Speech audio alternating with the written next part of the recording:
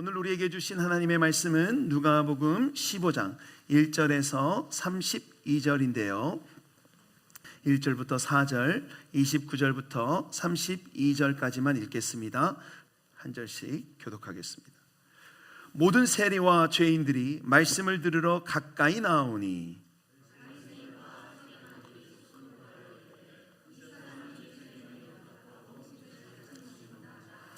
예수께서 그들에게 이 비유로 이르시되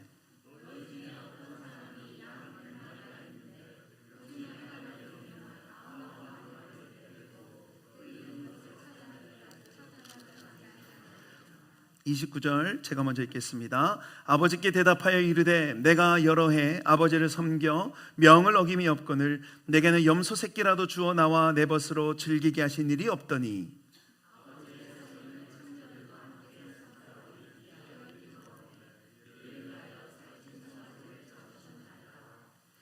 아버지가 이르되 예 너는 항상 나와 함께 있으니 내 것이 다 내 것이로되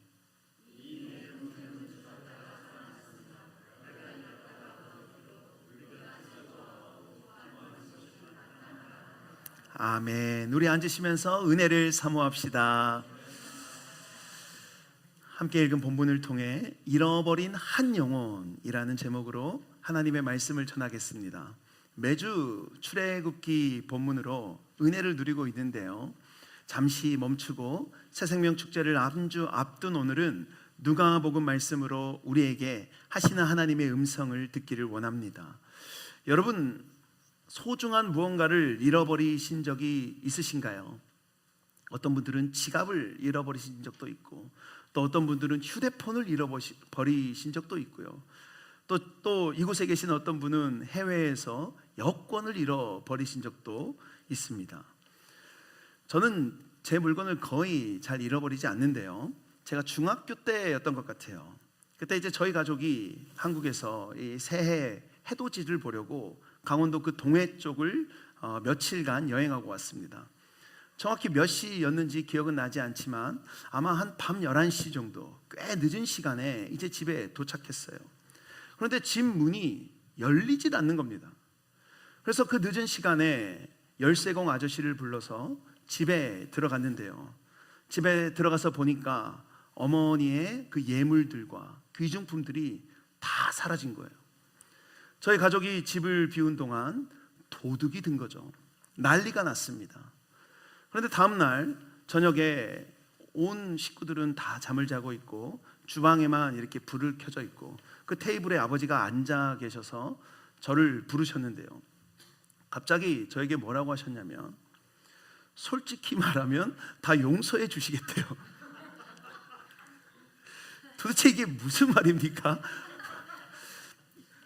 이유인 즉슨 저희 가족이 여행을 가는 사이에 제가 제 친구들에게 우리 집 키를 주고 그 친구들이 어머니의 그 예물들을 몰래 가져갔고 그걸 팔아서 현금화했다고 생각하셨던 거예요. 취조를 받았습니다. 얼마나 막 억울하든지. 아니, 상식적이라면 중학생 아들을 의심하는 게 맞습니까, 여러분? 저희 아버지도 아마 듣고 계실 텐데요. 그런데 막 제가 친구들과 작당 모의를 한 걸 우리 하나님이 아니죠, 할머니가 보셨다고 아버지께 제보를 한 거예요. 왜냐하면 제가 어렸을 때요, 저희 할머니 재정을 좀 같이 몇 번 공유한 적이 있습니다. 그래서 뭐가 없어졌다 하면 일단 저를 우리 할머니는 의심하시는 거예요.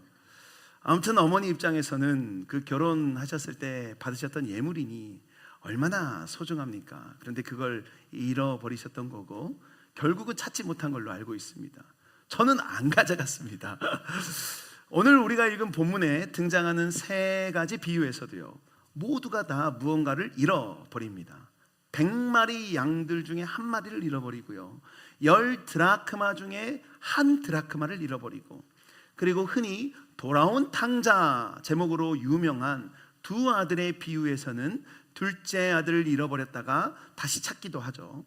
그렇다면 어떤 상황에서 예수님이 이 비유를 말씀하신 걸까요? 본문 1절과 2절을 다시 한번 읽겠습니다. 시작. 모든 세리와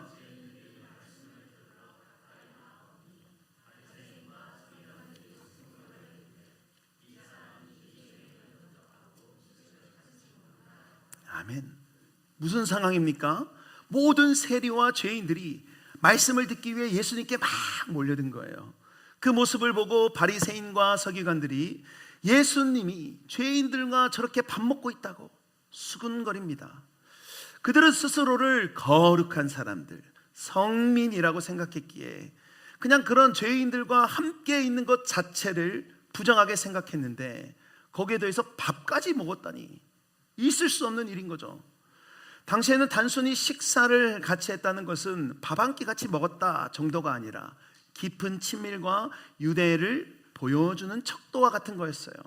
그래서 누구랑 같이 밥을 먹냐, 그 사람이 어떤 사람이느냐, 그걸로 판단되는 겁니다.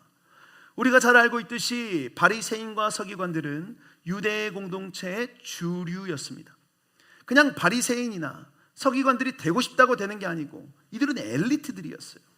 그래서 서기관들이 이렇게 시장을 탁 나가면 많은 사람들이 고개를 숙이며 예를 펴왔고, 바리새인들은요, 사람들이 다 존경하는 사람들이 바리새인들이었어요.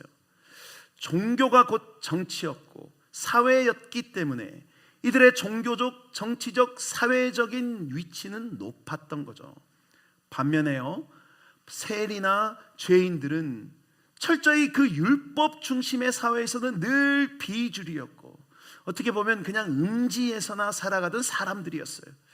그런데 그런 그들을 예수님이 받아주시고 함께 하시고 식사까지 같이 하시니 바리새인과 서기관들이 마음에 들지 않았던 겁니다. 그래서 예수님이 죄인을 영접하고 음식을 같이 먹는다, 막 수근거린 거죠. 어떻게 죄인들과 함께 할 수 있냐는 겁니다. 이런 상황에 예수님이 그들에게 이 비유를 말씀하신 거예요. 3절, 예수께서 그들에게 이 비유로 이르시되. 그러니까 오늘 본문에 잃은 양, 잃은 드라크마, 잃은 두 아들의 비유를 듣는 대상, 실제로 그 자리에서 듣고 있던 사람들이 누구였다는 겁니까? 바리새인과 서기관들이었다는 거예요. 그들한테 들으라고 주님이 이 비유를 말씀하고 계신 겁니다. 그렇다면 예수님은 자기들의 기준으로요, 예수님을 판단하고 동시에 저 세리와 죄인들을 부정한 존재로 구분짓고 있는 이들에게 이 본문의 비유들을 통해서 무엇을 말씀하고 싶으신 걸까요? 비유들을 한번 자세히 살펴보면 먼저 이 세 비유는 공통점이 있어요. 첫 번째로는 세 비유 모두 다 뭔가를 잃어버렸다가 찾습니다. 4절을 한번 같이 읽어볼까요? 시작. 너희 중에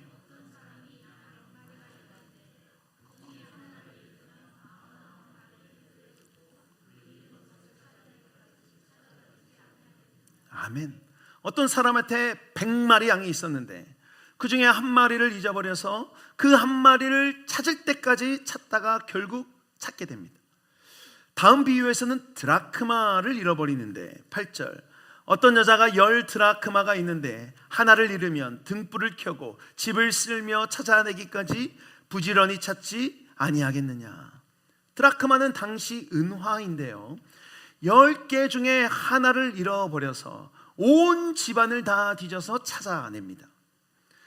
그리고 두 아들의 비유에서는 어떻게 됩니까? 한 아버지가 두 아들을 데리고 있었는데 그 중에 둘째가 살아있는 아버지한테 유산을 달라고 해서 타국으로 떠나 허랑방탕하게 창녀들과 함께 씁니다. 모든 것을 그렇게 다 잃어버리자 다시 그 아들이 아버지께 돌아와요. 24절 같이 읽어볼까요? 시작.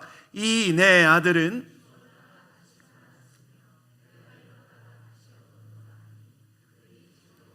아멘.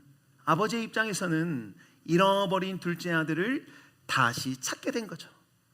이렇게 세 비유 모두 잃어버렸던 것을 다시 찾았다는 공통점이 있어요. 또 다른 공통점은 찾고 난 뒤에 잔치가 열린다는 겁니다. 6절 보시면요, 집에 와서 그 벗과 이웃을 불러 모으고 말하되 나와 함께 즐기자, 나의 잃은 양을 찾아내었노라 하리라. 잃어버린 한 양을 찾자 어떻게 합니까? 사람들을 다 불러 모아서 나와 함께 즐기자, 잔치를 연 거죠. 드라크마를 찾았을 때도 마찬가지였어요. 9절 또 찾아낸즉 벗과 이웃을 불러 모으고 말하되 나와 함께 즐기자. 이른 드라크마를 찾아내었노라 하리라. 벗과 이웃을 다 불러서 나와 함께 즐기자. 잃어버렸던 둘째 아들이 돌아왔을 때도 아주 성대한 장치가 열립니다. 22절 23절 같이 읽어볼까요? 시작. 아버지는 종들에게 이르되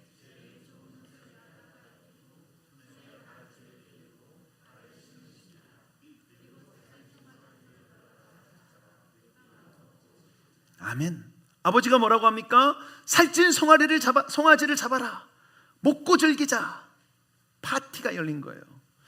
이렇게 세 비유 모두 잃어버렸던 것, 무언가를 그리고 찾았다는 것, 또 찾은 뒤에는 즐기자, 찾은 그 기쁨에 잔치가 열렸다는 것이 똑같습니다. 여러분, 경제적으로만 생각하면요, 양 한 마리나 한 드라크마를 그냥 잃어버렸나 보다 하지, 사람들을 초청해서 파티를 하면 훨씬 많은 비용이 듭니다. 드라크마는 하루 그냥 품삯이에요. 물론 둘째 아들의 케이스는 좀 다를 수 있죠. 당연히 아들의 가치를 송아지 한 마리와는 비교할 수 없을 거예요. 제가 과거에요, 아프리카를 혼자 한 2달 정도 여행한 적이 있다고 말씀드린 적이 있습니다. 그때 부모님이 20대 중반이었는데 걱정하실까봐 새로운 지역에 도착하면 꼭 문자를 저 여기 도착했습니다, 아니면 메일을 이렇게 남겼는데, 한 번은 아프리카다 보니까 로밍도 안 되는 지역이 있어요. 연락을 그래서 아예 못 드린 적이 있습니다. 그게 한 3, 4일 정도 되는 기간이었습니다. 그 기간에 저희 부모님에게 한 전화가 옵니다. 지금 당신의 아들을 탄자니아에서 납치해서 데리고 있으니까 돈을 보내라. 여러분, 제 몸값이 얼마 정도였을까요? 비웃으십니까? 이 사람들이 2천만 원을 요구했어요. 너무 어이가 없지 않습니까? 한 2천억도 아니고 2천만 원이라니. 그런데 저희 부모님이 어떻게 하셨을까요? 아들을 살려주는 조건으로 2천만 원을 요구하니, 아니다, 너무 큰 돈이다, 그 돈 다 못 준다. 그렇게 제 몸값이 흥정이 돼서 500만 원까지 내려갔어요. 보이스피싱인 거죠. 그런데 그것마저 저희 부모님은 보내주지 않고 경찰에 신고를 하셨는데요. 아무튼 이러는 과정에서 제가 이제 인터넷이 되는 곳에 도착해서 메일을 이렇게 써서 이거 보이스피싱이었다라는 걸 알게 됐어요. 한 4, 5일 된 것 같아요. 저희 부모님이 저를 500만 원과도 바꿀 수 없으셨던 것과 달리, 저희 부모님 근데 그렇게 나쁜 분은 아닙니다. 오늘 이상하게 부모님 이야기가 많이 나오는데요, 실제로 엄청 좋으신 분인데, 아무튼 본문의 아버지는 돌아온 둘째 아들을 위해 송아지 한 마리를 잡아요. 그런데 그뿐 아니라 이미 둘째 아들은 아버지로부터 유산까지 받아가서 다 써버렸습니다. 훨씬 많은 비용을 치른 거죠. 그런데도 아들이 돌아온다면, 잃어버렸던 아들을 다시 찾는다면 그렇게 셈법으로 치부되지 않는다는 거예요. 이처럼 본문에서 잃어버린 것을 다시 찾고 잔치를 열었다는 것을 통해 잃어버린 하나를 다시 찾는 것은 그 어떤 경제적인 가치로도 가늠할 수 없는 큰 가치가 있다는 것을 말씀하고 있습니다. 그리고 이 잃어버렸던 것이 무엇인지 말씀하시는데 7절 같이 읽어볼까요? 시작. 내가 너에게 이르노니.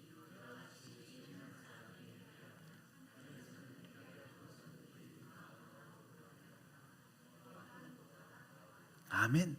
죄인 한 명이 돌아오면 회개할 것 없는 의인 99보다 더 기쁜 일이다. 하늘에선 그것이 가장 기쁜 일이다 라는 겁니다. 잃어버린 드라크마에서도 마찬가지예요. 10절 내가 너에게 이르노니 이와 같이 죄인 한 사람이 회개하면 하나님의 사자들 앞에 기쁨이 되느니라. 얼마나 죄인 한 사람이 회개하고 돌아오는 것이 기쁜 일인지 알려주고 있습니다. 여러분, 새생명 축제를 준비하면서요, 온 교회가 마음을 모으고 있어요. 음식이나 선물을 준비하고 특성도 준비하고, 어떤 분은 색소폰 연주, 너무 스폰가요? 아무튼 또 호수에 있는 좋은 장소를 또 예약해서. 근데 이곳에는 이런 시설들이 다 있지만 거기는 그냥 쉘터이기 때문에 스피커, 의자, 테이블 다 가져가야 됩니다. 다 옮길 거고요. 그리고 그 장소들을 뭐 데코레이션하고. 여러분, 만약 기업이나 가게를 이런 식으로 운영한다면 그 장사는 완전히 망하는 장사예요. 그런데 왜 우리가 새생명 축제를 위해서 이렇게 발버둥 치고 있습니까?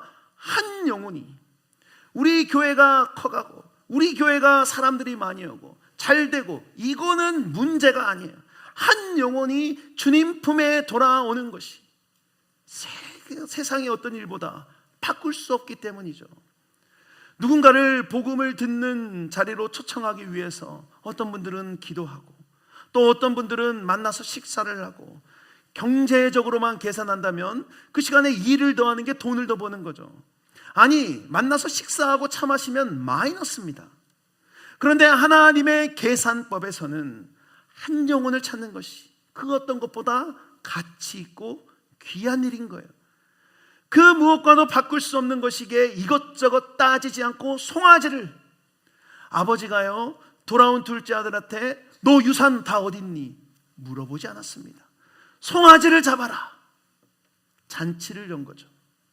우리도 잃어버린 영혼들에 대해서는 하나님께, 하나님처럼 계산하지 않기를 원합니다.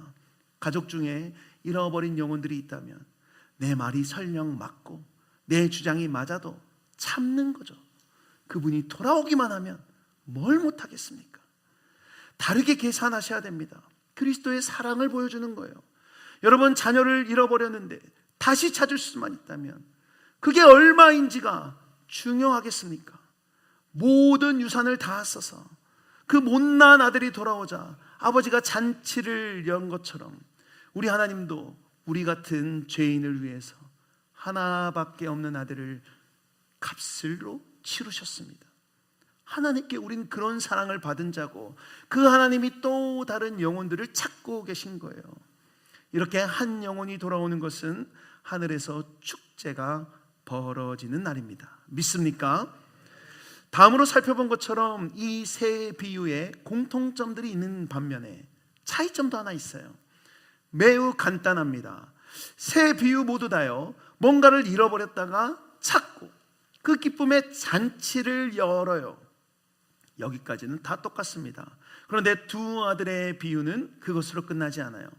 앞서 살펴봤듯이 잃은 양을 다시 찾았을 때와 드라크마를 다시 찾았을 때는 모두 다 잔치를 벌이고 기뻐하고 즐거워하는 것으로 끝납니다. 하지만 두 아들의 비유에서는 둘째 아들의 돌아옴에 대해 막 잔치도 벌이고 기뻐하는 것으로 끝나는 것이 아니라 뒤이어서 첫째 아들 이야기가 나와요. 세 비유에서 잃어버린 것이 무엇인가만 달랐을 뿐이지 비슷하게 양상이 흘러갔는데, 두 아들의 비유에서는 둘째 아들을 찾았음에도 그 비유가 끝나지 않고 계속 됐다는 거예요. 무엇을 의미합니까? 오늘 본문의 이 흐름대로라면 아직 잃어버린 하나가 더 남아있다는 거예요. 덜 찾았다는 겁니다.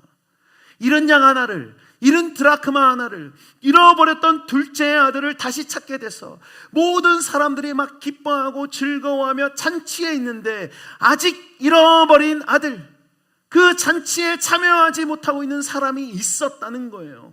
그게 누구예요? 첫째 아들이에요. 우리가 흔히 이 본문을 둘째 아들이 돌아오는 것을 두고 돌아온 탕자라고 제목을 짓죠. 그래서 어떤 찬양팀 이름이 돌탕스? 맞나요? 그런 찬양팀도 있었다고 하는데, 감히 살아계신 아버지께 유산을 달라고 해서 그걸로 뭐 건설적인 일을 한 것도 아니고 다 창녀와 노는 데 쓰고, 그리고 쫄딱 망해서 다시 집으로 기어 들어온 탕자 이야기, 그것도 맞습니다. 그런데 본문을 보면 절반만 맞아요. 아니, 어떤 면에서요, 이 두 아들의 비유에서만 보면요, 첫째 아들을 잃어버렸다는 것을 예수님이 더 강조하고 계신 것 같아요. 일단 꼭 집 밖으로 나가야만 잃어버린 게 아닙니다. 잃은 양 비유에서는 들에서 양을 잃어버렸지만 드라크마는 집 안에서 잃어버렸어요. 8절 하반절 보시면 등불을 켜고 집을 쓸며 찾아내기까지 부지런히 찾지 아니하겠느냐. 뭡니까? 집에서도 잃어버릴 수 있다는 겁니다. 그래서 마치 이 앞에 두 비유가 복선처럼 하나는 밖에서 하나는 집 안에서 잃어버려요. 흥미롭지 않습니까? 뿐만 아니라 100마리 중에 한 마리, 10개 중에 하나. 그런데 왜 아들은 두 아들 중 둘째라고 딱 정해놓은 걸까요? 비우니까 아들들 중 제일 말 안 듣는 아들 그냥 하나, 뭐 자녀들 중 하나가 집을 나갔다 이렇게 말해도 되는데 딱 두 아들로만 설정을 해놓고 그 중 하나가 집을 나갔고 하나는 집에 있고, 우리가 짐작할 수 있듯이 페류나처럼 아버지께 유산을 받아서 다 써버렸던 둘째 아들은 예수님께 복음을 듣기 위해 막 몰려들었던 세리와 죄인들을 가리킵니다. 그렇다면 첫째 아들은 누구입니까? 이 비유를 듣고 있는 바리새인과 서기관들이에요. 무슨 말이에요? 잃어버리지 않은 줄 알았던 첫째 아들도 역시 잃어버린 아들이었다는 거예요. 그래서 처음에 이 비유를 시작하면서 바리새인과 서기관들에게 말한다라고 알려주었고요. 앞서 7절에서는 죄인 한 사람이 돌아오는 것이 회개할 것 없는 의인 99이 있는 것보다 기쁘다고 말한 겁니다. 여러분, 회개할 것 없는 의인, 말이 좀 어색하지 않습니까? 회개한 의인이어야 하는 거죠. 그러니까 여기서 회개할 것 없는 의인은 자신들이 율법적으로 완벽하게 살고 있고, 그래서 예수님의 복음이 필요 없고 회개가 필요 없고 생각하는 스스로를 의인이라고 여겨서 죄인인 줄 모르고 회개할 것 없다고 여기고 있는 의인, 바리새인과 서기관들을 가리키는 거예요. 이들은 율법을 지키고 있었기에 주님의 복음이 필요 없다고, 죄인이 아니라고 생각했던 겁니다. 이렇게 바리새인과 서기관들이 첫째 아들을 가리키고 있다는 것을 우리는 알 수 있어요. 뿐만 아니라 본문의 다른 부분에서도 발견할 수 있는데요. 25절을 같이 읽어볼까요? 시작. 맏아들은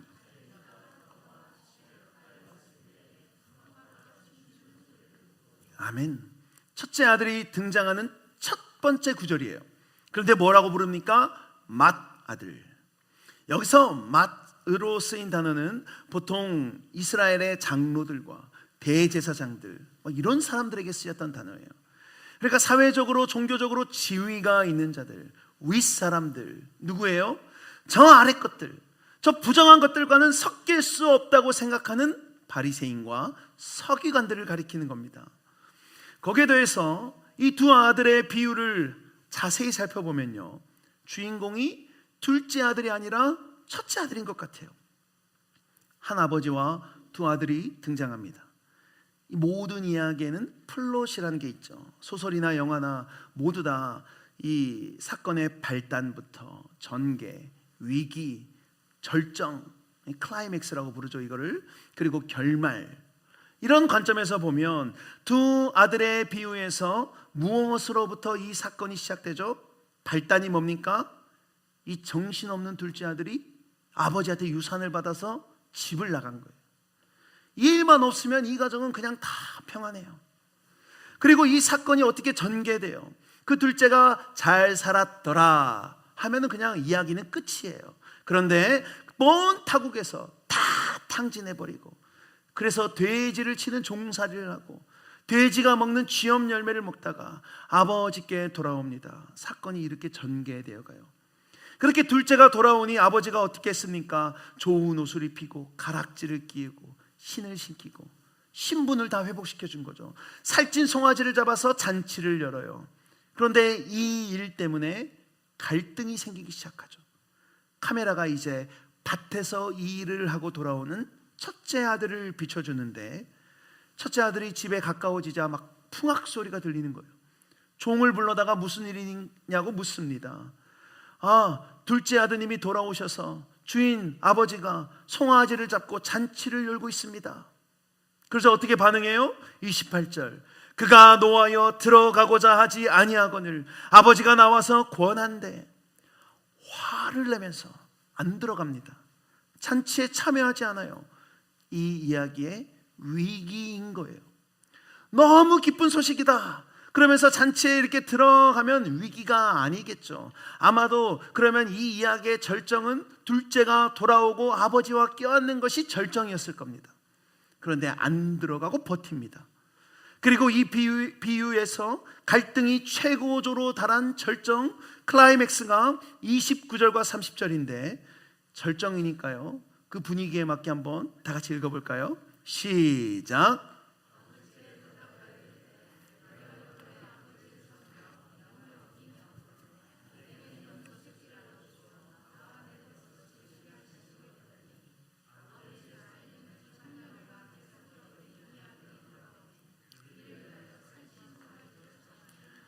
아멘. 아버지가 나와서 첫째한테 함께 잔치에 들어가고자 하니까 첫째가 한 말이죠. 그런데 여러분처럼 내가 여러 해 아버지를 섬겨 이렇게 말은 안 했을 것 같아요.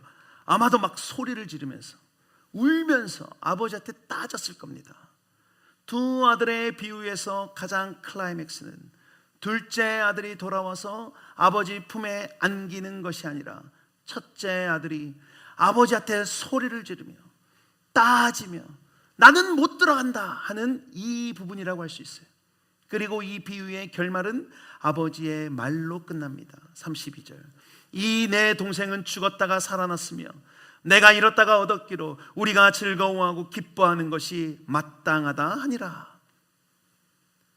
우리가 살펴본 것처럼 두 아들의 비유에서 아버지는 잃었던 둘째를 찾고 기뻐합니다. 그런데 그것뿐만이 아니라 잃지 않았다고 생각했던 첫째도 실은 잃어버린 아들이었던 거예요. 그렇게 예수님께서는 이 비유를 통해서 듣고 있는 바리새인과 서기관들에게 말씀하고 계신 거죠. 바로 너희가 이 첫째 아들이다.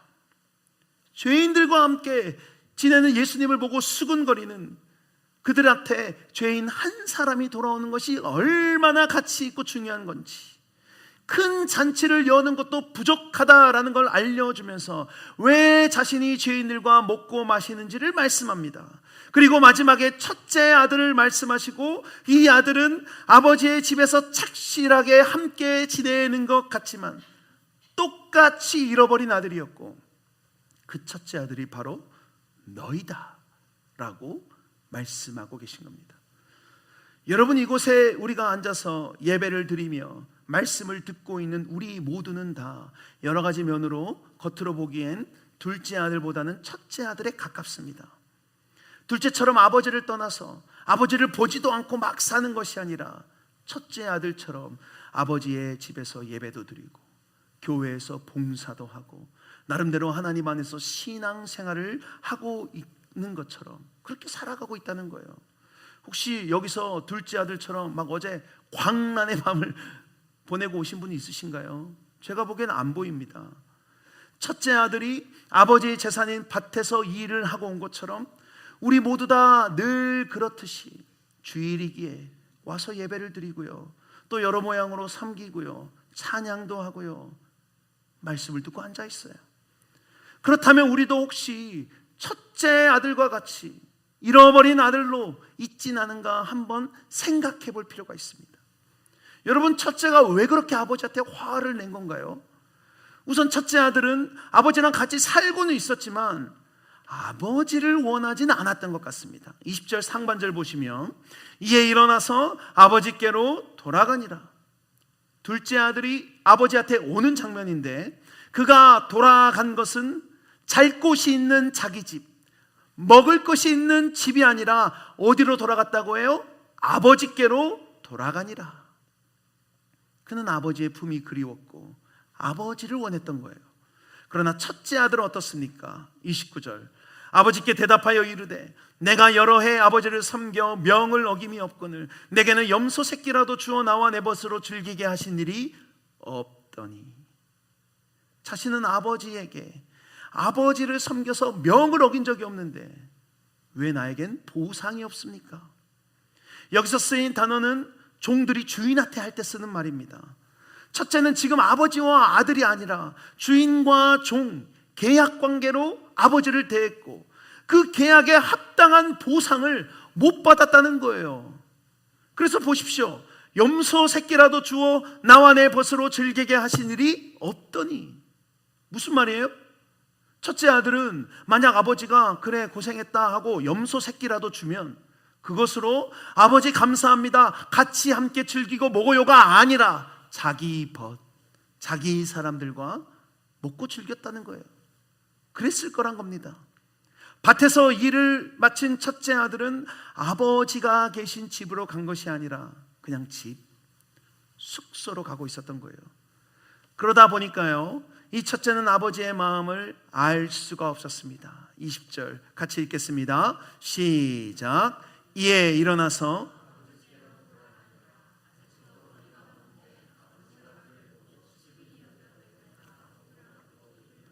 아멘.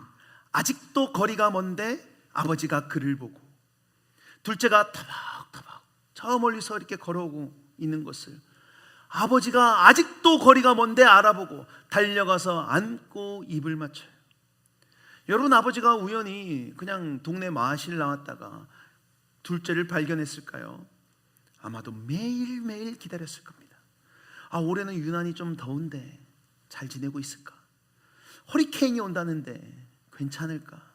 결혼은 했을까? 원래 좀 몸에 이쪽이 아픈 곳이 있는데 어떻게 살고 있지? 날마다 그 둘째를 생각하면서 그가 집을 나갔던 방향을 보고 기다렸을 거예요. 그러니까 아직도 거리가 먼데 알아본 거죠. 이런 아버지의 모습을 첫째가 못 봤을까요?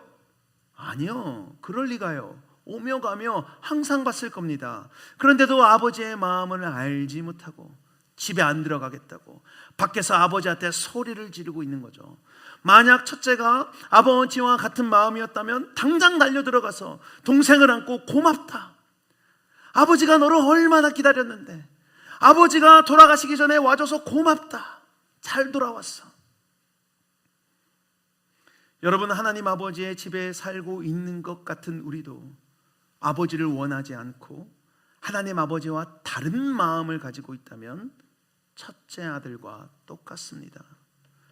하나님 아버지한테는 관심이 없고, 하나님 이것 좀 해결해 주세요, 아버지 저 이번에 이것 좀 잘 되게 해주세요, 저 이거 해주셔야 되지 않습니까? 전에 한번 저희 집 아이들이 아이스크림을 사달라고 해서 사준 적이 있어요. 먹는 걸 보니까 너무 맛있어 보이더라고요. 그래서 한 입만 달라고 했습니다. 한 입만. 어떻게 했을까요? 절대 안 주는 거예요. 뭡니까? 아빠보다 아이스크림을 더 원했던 거예요. 우리도요, 만약 하나님 아버지 자체를 원하기보다 그분 손에 들려있는 콩고물들만 바라보고 있을 수 있습니다. 그래서 하나님이 손에 뭐 좀 쥐어주시면 이제 하나님 필요 없는 것처럼 그냥 살아가고요, 때로 주님이 주신 것이 내 손에서 없어지면 하나님은 들어주지도 않는 분이라고, 아버지도 아니라고, 기도도 안 들어주는 분이라고 세상이 망한 것처럼 살아갈 때도 있어요. 필요할 때만 아버지를 찾는 거죠. 또 우리 아버지는요, 매일매일 한 영혼을 기다리고 계시는데 우리는 그 아버지의 마음을 모르고, 아버지 저 밭에서 열심히 일하고 왔어요, 염소 새끼라도 주십시오, 아버지 저 교회 생활 열심히 하고 있습니다, 이러면 아버지가 기뻐하실까요? 아버지는 지금 마음이 미어지고요, 그 영혼이 돌아오기를 기다리고 있는데 그 마음은 하나도 모르고 나 그냥 지금 잘하고 있다고. 만약 그렇다면 우리도 첫째 아들이라는 거예요. 말씀을 마무리하겠습니다. 오늘 우리는 누가복음 15장에서 예수님이 말씀하신 비유들을 통해 저와 여러분에게 두 가지 메시지를 말씀하고 계신다는 것을 들었습니다. 하나는 잃어버린 양 드라크마, 둘째와 같이 한 영혼을 하나님이 여전히 기다리고 계신다.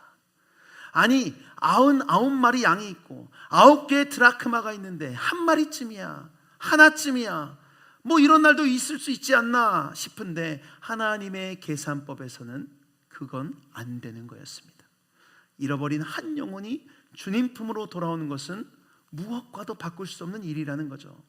그래서 아직도 거리가 먼데 터벅터벅 돌아오는 둘째 아들을 보고 달려가 안고 입을 맞춘 것이죠. 얼마나 그 아들을 기다렸으면. 그러니 그가 가져갔던 유산들, 그게 얼마였든 간에 상관없이 다시 좋은 옷을 입히고 가락지를 끼고 신을 신겨주며 너는 내 아들이다, 너는 내 자식이다 라고 했던 겁니다. 하나님을 모르고 죄에 빠져 살던 우리가 주님께 돌아왔을 때도 우리 주님은 이렇게 기뻐하셨어요. 하나님을 떠나서 잠시 방황하던 우리가 면목 없지만 고개 숙인 채로 왔을 때 주님은 환영해 주셨습니다. 이처럼 아직도 어디선가요? 돼지 쥐염 열매를 먹으며 살아가고 있는 영혼이 아직도 저 밖에는 많이 있습니다. 그래서 우리 주님은 어쩌면 이 예배당에 계시기보다 밖에서 기다리고 계신 줄도 있어요. 그들이 주님 품에 돌아오기를 기도하고 그래서 복음을 전하고 이번 새생명 축제에 초청해서 하늘잔치가 열리는 것을 경험하는 그런 시간이 되기를 원합니다. 그런데요, 우리가 첫째 아들처럼 하나님 아버지를 원하지 않고 하나님 아버지와 다른 마음이라면 이 잔치에 기쁨으로 참여할 수가 없습니다. 그가 집에 들어가지 못하고 앞에 서서 불만 가득한 얼굴로 아버지한테 따졌던 것처럼 말이죠. 아버지를 원하지도 않고 그저 자기가 원하는 것만 바라고 아버지와 같은 마음도 가지지 않는다면 우리도 그런 첫째 아들이라는 거예요. 그런데 그런 첫째 아들에 대해 아버지의 반응이 어때요? 31절 32절 아버지가 이르되 예 너는 항상 나와 함께 있으니 내 것이 다 내 것이로되 이 내 동생은 죽었다가 살아났으며 내가 잃었다가 얻었기로 우리가 즐거워하고 기뻐하는 것이 마땅하다 하니라. 아들아도 아닙니다. 예, 헬라어로요 엄청나게 친밀한 표현이에요. 너는 나랑 함께 있지 않니? 나와 함께 있는 것이 즐겁고 기쁘지 않니? 너는 무엇을 바라면서 그러면 지금까지 나와 있었던 거니? 나와 함께 있는 것이 좋지 않니? 이거 다 네 거지 않니? 여러분 혹시 우리도 아버지와 함께 구원받은 백성으로 자녀로 누리며 살아가는데 아버지보다 그 손에 들려있는 것을 원하고 있지는 않습니까? 그래서 종처럼 살아가는 거죠. 그래서 주인인 하나님이 해주는 것만 바라고 하나님 눈치를 보고 자유하지도 못하고 조금 좋은 일이 생기면 막 기뻤다가 좀 안 좋은 일이 생기면 바닥을 치며 일희일비하는 모습, 필요할 때만 찾는 모습. 우리는 하나님 아버지를 누려야 합니다. 간절히 바라기는 우리가 하나님을 원하고 그분과 같은 마음을 품기를 간절히 원해요. 한 자녀가 주님 품에 돌아오는 것은 값을 매길 수 없습니다. 아니 하나님 아버지는 그래서 우리 한 명을 위해 또 잃어버린 한 영혼을 위해 다 값을 치러주셨어요. 줄 것이 없어서 더 이상 줄 것이 없어서 십자가에서 자기 자신을 내어주셨습니다. 우리를 이 세상 무엇과도 바꿀 수 없는 그런 존귀한 존재로 여기셨고 사랑하시기 때문에요. 그래서 십자가에 자신을 내어주신 거예요. 그것이 얼마라고 할 수 있겠습니까? 그 아버지의 마음이 있는 곳에 우리의 마음도 있어 아버지가 기다리시는 영혼들을 주님께 초청하고 그래서 그 잔치에 가서 저 밭에서 일하느라 아버지보다 다른 것들을 원해서 혹은 아버지와 마음이 달라서 누리지 못하고 참여하지 못하는 잔치가 아니라 잃어버린 아들을 함께 부둥켜 안고 잘 왔다라고 아버지와 함께 누리며 기뻐하는 저와 여러분 모두가 되고 새생명 축제가 되기를 간절히 축원합니다. 우리 말씀을 기억하며 다 함께 일어나서 찬양하겠습니다. 나 주를 멀리 떠났다.